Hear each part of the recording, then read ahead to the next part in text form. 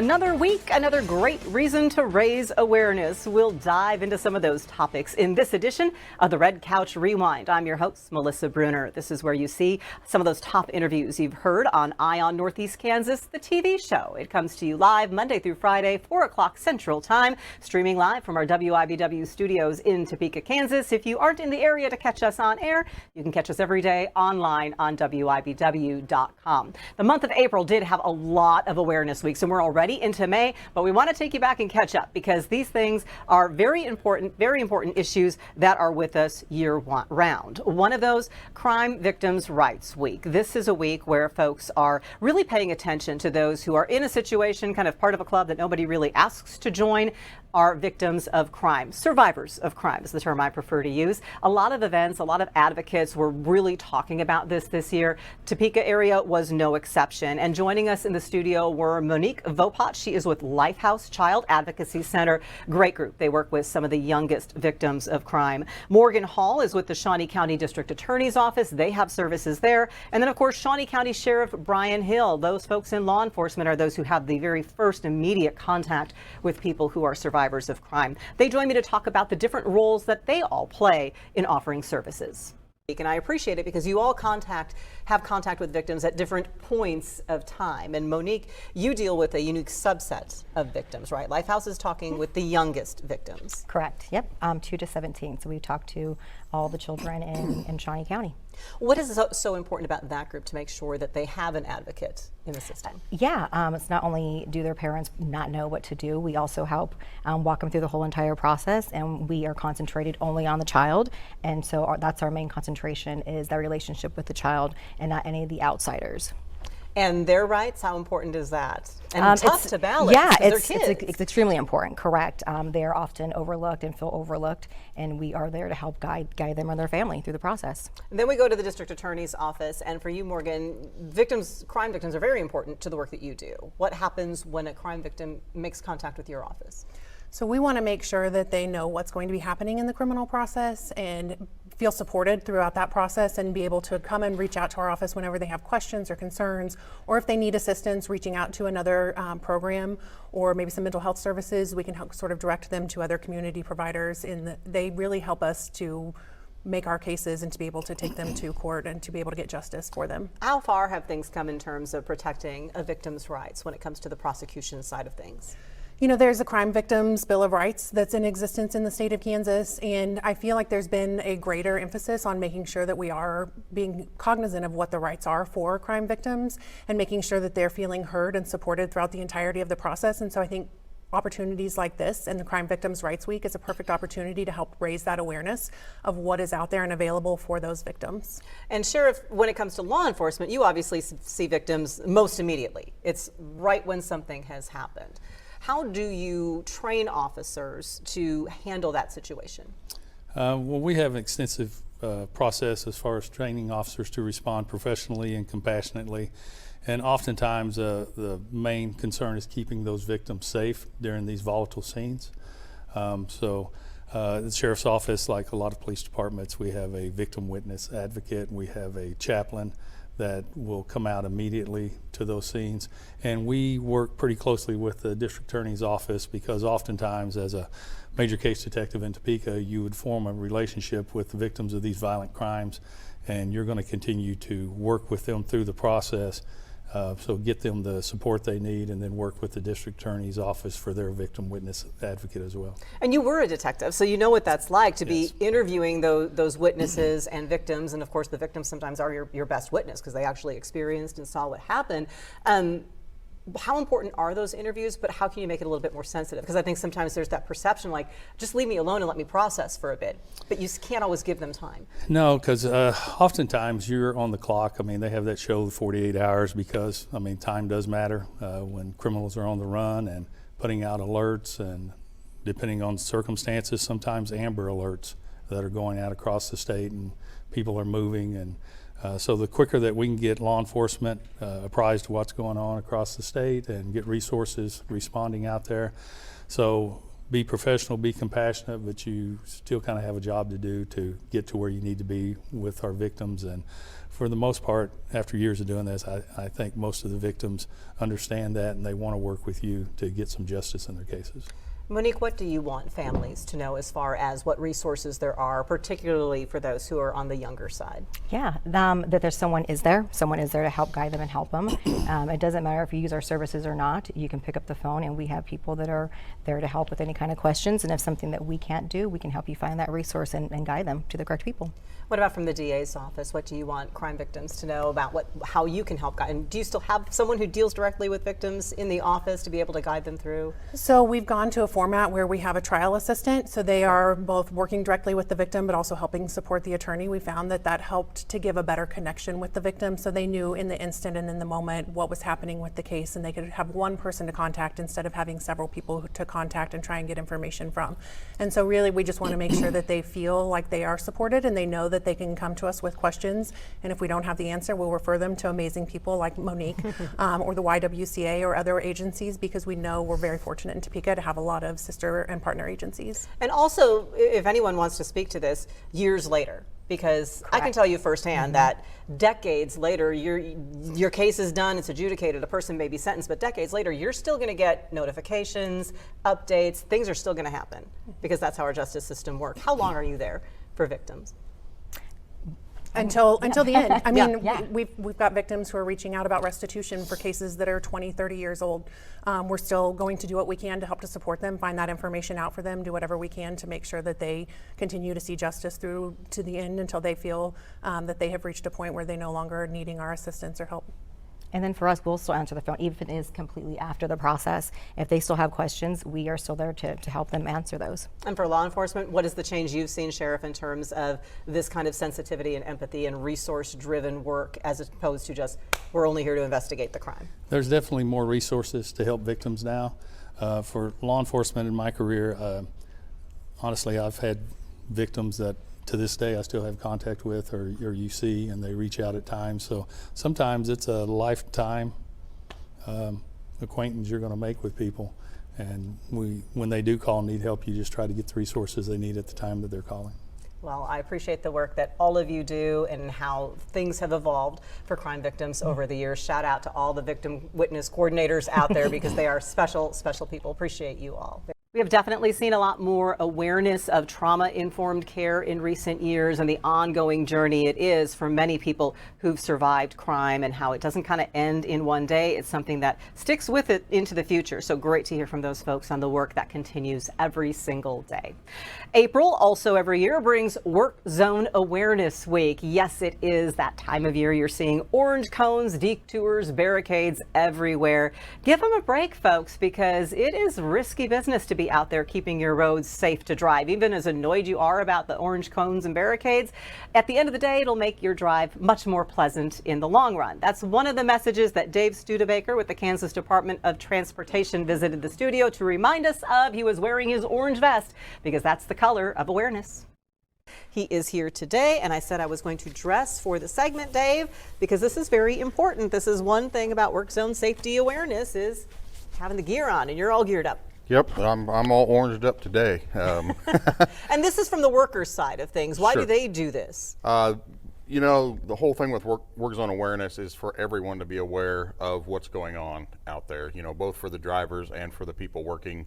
And orange catches the eye. It's not really a fashion statement, but it stands out, and that's what we're trying to do, is stand out so that people, it catches their eye and they pay closer attention to what they are doing versus what somebody else may be doing, or being distracted by something else. Exactly, and right, this should make it very easy. We should have no excuses not to spot people who are in work zones, but this still happens all the time. How common are work zone accidents, and how at risk are your folks out there?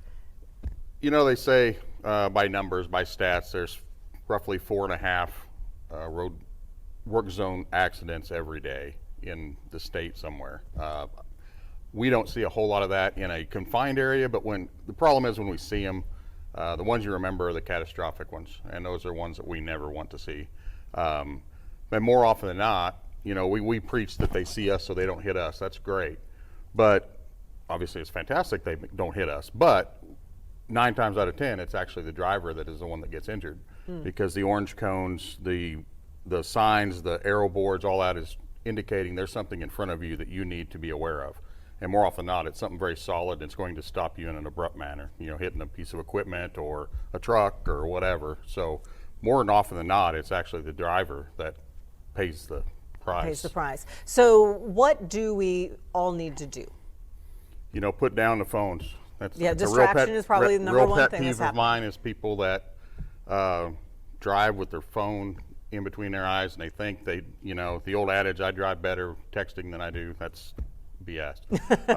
I see it every day. It scares the tar out of me. I've got my people out there. I want them to go home every day, and no text, no phone call is worth somebody else's life or your own. And it's a multifaceted thing. When something like that happens, for years somebody's affected by that. Family, friends, children, whatever, are going to pay the price. So it's just not worth it. Put it down. Stop somewhere in a business and make your phone call. Don't be doing it 80 mile an hour down the highway. And what about speed in those work zones? That we don't always post a speed reduction in a work zone depending on the circumstance, but I believe everybody should slow down and give more space between you and the vehicle in front of you, because you're stopping. If you're paying attention to the orange, you may not be paying attention to the red tail lights in front of you. You got to give some extra cushion so that if you have to react, you can still make that reaction, because in a work zone, you're down to one lane. If one car hits another, you're going to have a chain reaction. You're going to have multiple vehicles, and it's never a good thing. And then nobody's going anywhere either. And then you're going to lock up Then you're everything. really delayed. Right. And are all of these rules pertinent even when you don't see anybody working? Sure. Just because there's nobody working doesn't mean there's not a hazard. Multiple times, and I can use, say, the big project here, the Polk Quincy Bridge. They got cones, they got barriers up there to protect you from holes they've cut to fix, from equipment that's out there, from parts and pieces of what it takes to build this bridge or road or whatever. You don't want to make contact with that. So those cones or barriers are there for your protection. I know it frustrates people, but it's not to torment people, it is to protect people. I'm going to tell you about another big project as well so that you can illustrate the importance of following the rules and the marked detours. Up on Highway 24, let's just call people out. Don't be doing a U-turn in the middle of the highway because, oh boy, but the exit to get onto the Oakland Expressway is closed. I'm just going to do a little U-turn in between these cones here and get on it. Please don't do that. Yeah. It is so scary. I've seen it more than a handful of times. We've had multiple incidents because of that. People got hit by doing that because they look one way, they don't look the other, and here you are. Or they try to make the turn and oops, they can't quite get through the cones, and now suddenly they find themselves in the middle of the highway trying to back up so they can complete the turn. And it goes down to, I see it every day, obviously, because I'm on the road every day, but when we have a work zone out there and we have a merging area, the people that think they can race the rest of them up there and be the last person to get in, that actually creates a bigger issue than a lot of things, And weigh it out, the risk benefit of Sure. just taking that extra 1 minute to go down to the designated turnaround spot to get there. Yeah, especially for U-turns should never be made in a highway except for designated places anyway. That's just a bad idea, Work no zone matter or what not. you do, work zone or not. But work zone's just complicated a little bit more, so. And if you take the extra time, you could avoid an accident. And, if you like your money in your bank account, it's double fines in every work zone, whether it is a long-term, short-term, doesn't matter. If there's cones on the road, it's double fine if you have an incident or get a speeding ticket. You'll hit them where it hurts. That's right. Appreciate you, Dave. Thank you so very much. Stay safe out there. Construction season is just getting started. So like Dave was saying, slow down, be aware. Everybody wants to get home safely at the end of the day, including our construction workers. May brings a big anniversary and big events to commemorate it every year. The Brown versus Board of Education U.S. Supreme Court decision has its anniversary in the month of May. The Brown v. Board Coalition is active in Topeka because, of course, Topeka was the namesake for that case. Glenda Washington and Burl New are part of the committee planning this year's event. They joined us to let us know who they will be bringing to town to visit with us. The Brown Foundation is a partner in this. Glenda, first of all, the decision is always so very important. Why this year, with the 250th anniversary of our nation, is it even more important to reflect on this? Well, the environment, we've been talking about that, the environment is dictating that. We bring the level of importance to the community, and It's just, it's a different world for us. And so we are bringing somebody to speak about the world and what we're going through as a nation. And he's going to talk a little bit about, you know, Is it Ben where Crump we is his are. name, correct? Ben He's Crump. civil rights attorney. Yes. What is going to be his message, Burl? Well, what we're hoping is that he'll be consistent with what he's been spreading across the United States as he's been promoting his new book. That individual thought is important right now. Yeah. That people have to be accountable for what they endorse and the actions that they carry out themselves. So we're hoping it'll be something inspiring, that people will get a message of what I need to do as a individual human to make our world a better place to live. You also have a poet, Jay Ivey, that's going to be part of Jay this. What is Ivey. he all about? Jay Ivey is going to be he's a Grammy award winning poet, and he's going to be, he goes around and he speaks, and he's not just poet, he's going to be a rapper, and you know, he has a deep message. And so I've only heard him once, and that was on a recording, so I can't be an expert on Jay Well, Ivey but it made today. you an impression, Yeah. made an impression to really Yes. bring something special to the evening. I Right. think about as we approach July 4th and it being the 250th birthday of America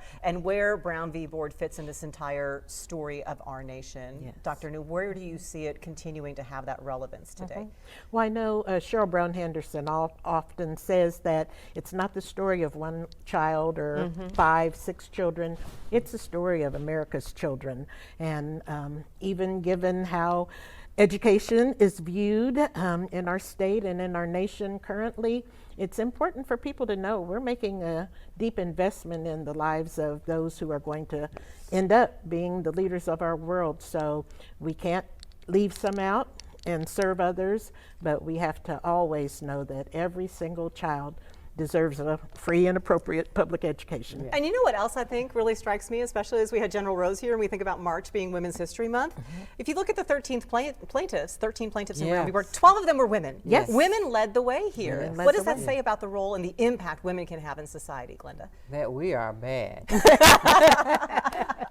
For Yeah. good. Yeah, for good. The good bad, yes. Yes. So, what I mean, if you look around at leadership, we always sit back and take the second place. That's because we're observing the situation, and then we think about, you know, what is our role in making sure that change happens.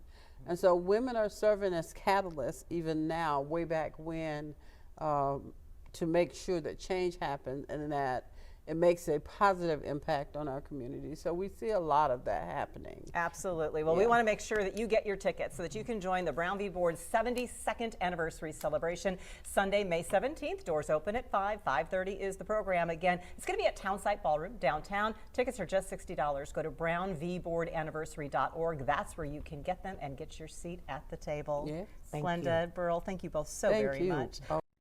Tickets are still on sale if you'd like to attend the event to mark that day, or keep in mind every day we are home to the Brown versus Board of Education National Historic Park. It's open just about every single day. Great displays that they have there and a great telling of the civil rights story in our nation. So be sure to go check that out. It is in the former Monroe Elementary School, 15th and Southeast Monroe Street. Other activities are just around the corner, and authors take the spotlight on the Red Couch as well. That is still to come when the Red Couch Rewind continues.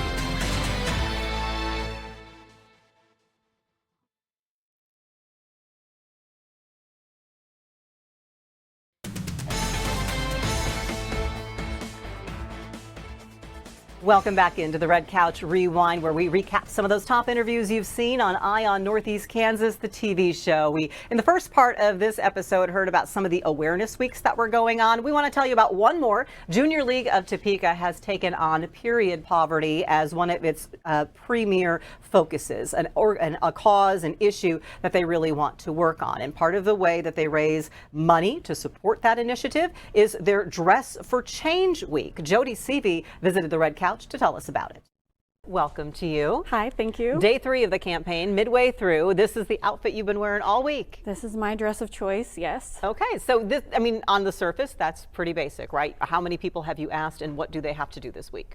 We have 16 advocates who are also members of the Junior League, and what they do, it's our 7th annual Dress for Change campaign.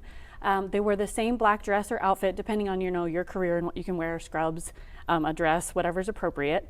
They wear that same black dress all week. It's a 2-part campaign, one to raise awareness about generational poverty, its impact on women's health, which is our focus and has been our focus since 2023 in the Junior League of Topeka.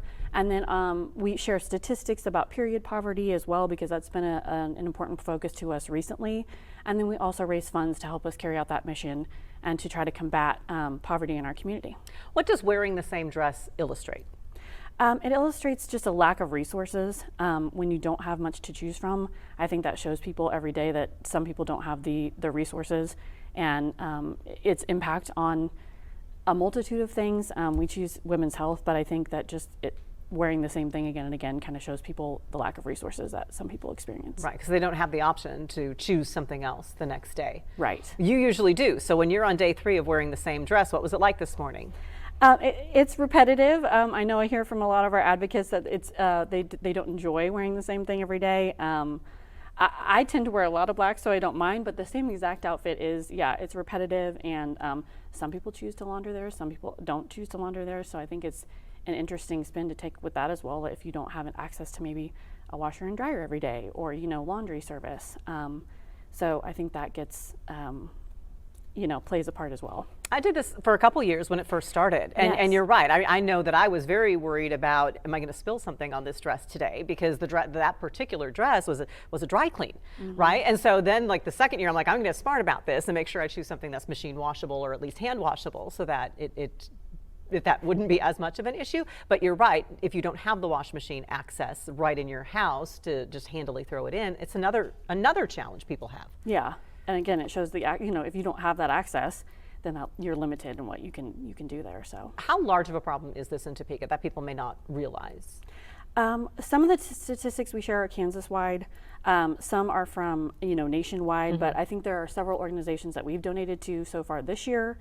KVC, the Moving Ahead Partnership, Silverbacks, they all take and collect period packs or supplies to hand out. I know the school districts do as well.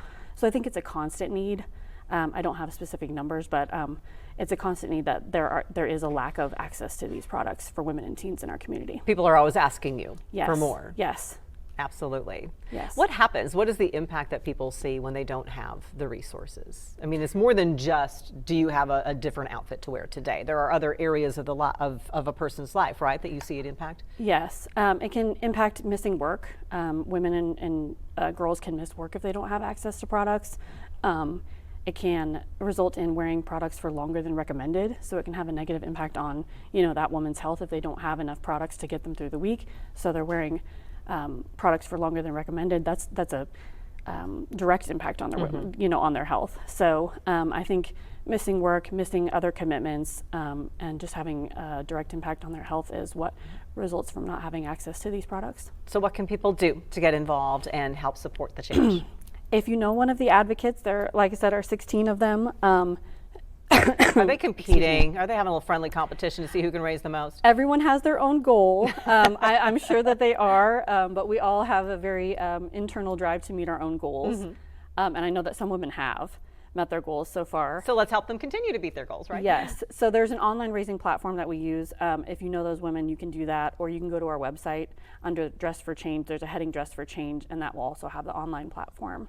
And I do want to give a special shout out to our sponsor if there's time. Sure, go ahead. I'd like to thank Core First Bank and Trust for being one of the championship level sponsors. Their support is truly appreciated, and they really do help us create a meaningful impact in our community. Aside from this campaign, what else can we do to support Junior League and to support your period packs and other projects that you're going to be initiating? Well, for Dress for Change, just sharing your awareness of this need, sharing stories, just kind of getting the facts out there and sharing awareness of it. but also just kind of engaging with our advocates and helping them, share our mission. The website is right there at the bottom of your screen, topeka.jl.org/community/dress-for-change. And if you go to just the topeka.jl.org website, what you'll find out are different ways you can get involved with their projects year-round for Junior League, because the need is year-round. And so that is why we need support year-round as well. Jody, thank you. Appreciate you sharing. Thank you so much. As they mentioned, just look up Junior League Topeka's website and you can find out when they're going to be active and how you can join in supporting their missions as well. Authors are taking center stage right now. The Kansas Authors Club has a subset that just launched. They're called the Topeka Troopers. They want to bring their talents to your next gathering, really for a very, very small fee, because their main mission here is that they want to share the love of reading and the love of writing. Dwayne Johnson and Ann Spry visited Ion Northeast Kansas to tell us about it. Welcome to you both. Thank you. So, Ann, what are the Topeka Troopers and how did this idea all come about? I'm going to let Dwayne answer that. Okay, He's to blame the for it, huh? brainchild behind this. What are y'all? Well, Topeka Troopers is a collection of storytellers, poets, and musicians, all members of Kansas Authors Club Topeka chapter, who enjoy sharing our original work with local audiences in small venues we call house concerts. Think people's living rooms and backyards and such. I learned about the idea from my son-in-law in New England and then a friend in Nashville, both of whom as musicians participate in house concerts. I picked their brain and we have adapted the idea for storytellers and poets. And you signed on to do it, Ann. Why did you think this was a good thing to do? Why do you want to do it? Well, I was already participating in open mics at NODO, and this just seemed like a fun thing to do, just taking it into homes. Have you done some of these already? Not yet. Okay, so this is what you're here for. You're just getting it off the ground and getting started. So give us an example, Ann. What would you do if someone said, I'll have you at my house party? Okay, well, I brought a poem to read. You brought a poem to read, okay. Yes. It's called Death by Underwear. Oh my. She used to be haunted by fears of death caused by catching a toe while rushing into underwear, face planting, breaking her nose, dying naked and exposed, just before seeing diamonds and all the stars of the universe on her accidental trip to eternity. But she's old and wise now and knows it's best to sit down before dressing in the dark. So anyone who thought this was going to be like, ooh, we're all going to sit and we're going to have a lovely emotional experience, there's humor involved as well. Dwayne, what is something you'd do? Well, it's almost unfair. All of the lives I've been given. One woman's presence means so much. It seems I'm especially blessed by heaven to be born each time I'm touched. So you could have a beautiful emotional experience as well. This really does run the gamut. And how do you work that out with folks, what they want and what they might experience? And can they have more than one of you at a house party? We hope they can have more than one. We'd like at least two. Yes, but basically the way it would work, I would recommend going to kansasauthorclub.org/Topeka Troopers, and that's Troopers with a U, and you'll see our page. You can learn more about the program. You can see pictures of all of those of us who are participating. Click on the picture, you'll get samples, recorded samples of their work. And the Topeka Troopers at gmail.org email is right there. You can click on that and email us who you want to have come into your homes. And I'm going to have those that information on WIBW.com as well as, by the way, you know that they're doing this because they love it, because all they ask is you can pass the hat among your guests, minimum $30. And if there's more than one of you, you'll split that $30. So that's really reasonable as well. Thank you for sharing what this project is all about. I have their contact information on WIBW.com. As I mentioned, just look them up, look at that website, kind of see what they have to offer, kind of a fun, different way to get together with them and have your group of friends learn more about the love of writing. Speaking of writing, Tim McHenry is a local author. He is also a dog trainer. So he combined his love of writing and his love of animals into a novel Tim visited to tell us about it. Welcome to you, sir. Thank you. You know, you've written a memoir before. This one, though, you said is a novel. It is a novel. So how did this concept and idea come about? In a dream, as is most of everything I write. I wake up at 3 in the morning and I have all these ideas flying around in my head. I'm like, I've got to write this down now. So I'm sitting in the living room and making chicken scratchings at 3 in the morning and then going back to bed and recognizing that when I wake up, there's a book here. And these are the first, this is though is your first novel, so the first time the chicken scratchings have come into a novel That form. is correct, yeah. So how did that work? Were all of your things that you thought of in the middle of the night unified, that you thought could come into one story? You know, the framework basically was, and it was a matter of creating the characters. And I've met some incredibly inspiring people in my life, and they were the characters. There's bits and pieces of all the people that I love in the characters, and especially in the dog. The dog character was one that was just sort of created in my mind, and then I lost my heart dog, Cheyenne, this past July, and as a memorial to her, I went back and rewrote it, and rewrote her personality into the character of the dog, and then projected that personality into the storyline and the other characters. Okay, so what's the storyline about? 16-year-old girl is having a subpar year at school. Mom says, pick your grades up, we're going to go down and get a dog. They go down to the local shelter and find that adopting a dog is a little more expensive than it was when Mom was a kid. And she says, I'm sorry, honey, we're living on a budget. We can't really do this. But one of the volunteers, a retired teacher, watches this whole thing transpire, recognizes that she's got quite a gift with animals, and says, you know what, I'm going to take care of this for you. He also happens to be a dog trainer, and so they develop kind of a multi-generational relationship whereby he becomes a mentor to her and her dog trainer. Eventually she gets into therapy work and does some neat things with her dog, but she also runs into a health crisis a little later in the book. And the story kind of then talks about friendship and unconditional love, and it features that human-animal bond. But when things go rough for you, it's oftentimes an animal that can take you through your darkest times. So this is all a little bit true to life. You're a dog trainer. Yes. You've adopted dogs. Yes. So this little story, it kind of draws from your own life as well. It kind of does. They say write about what you know, and I don't know a lot, so I pick on what I do know and try to create a book out of it. But you know, the question I always get, and people who write animal books always get, does the animal die? I'm not going to say that I didn't think of that. Everybody, I'm not going to read it if. So here's my disclaimer, no. Okay, the animal lives. The animal lives and goes on to inspire great things. And so I'm hoping that at a time where we're a bit divided by a lot of things in our world, that we can find commonality in that human-animal bond and draw people together and give them all something to read regardless of their backgrounds. And you have found a new companion, haven't you? I have. I'm working on that with Helping Hands right now. We're going to be doing a foster to adopt.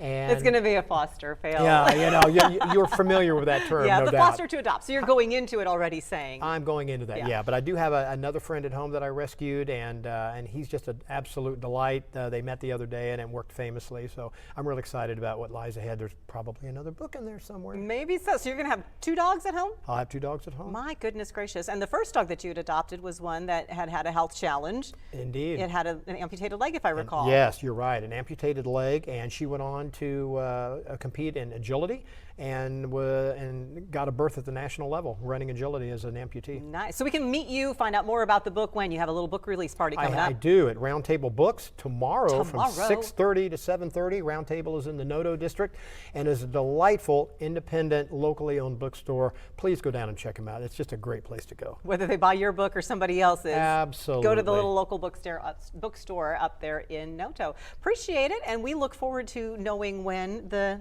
dogs give rise to another novel for you. Absolutely. I hope to come back and see you again soon. Absolutely, Tim. Thank you so very much. My pleasure. Appreciate you.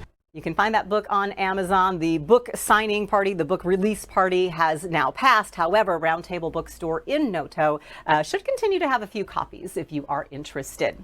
Hope you enjoyed these segments. Remember, you can hear from all of our guests when you visit the Eye on Northeast Kansas section of WIBW.com. You can also find it on its own little section on our YouTube channel and on our WIBW Roku and other streaming device apps. If you want to see our studio selfies for a little behind the scenes look, go to the WIBW Melissa Bruner Facebook page. That's my Facebook page. You'll see them all there.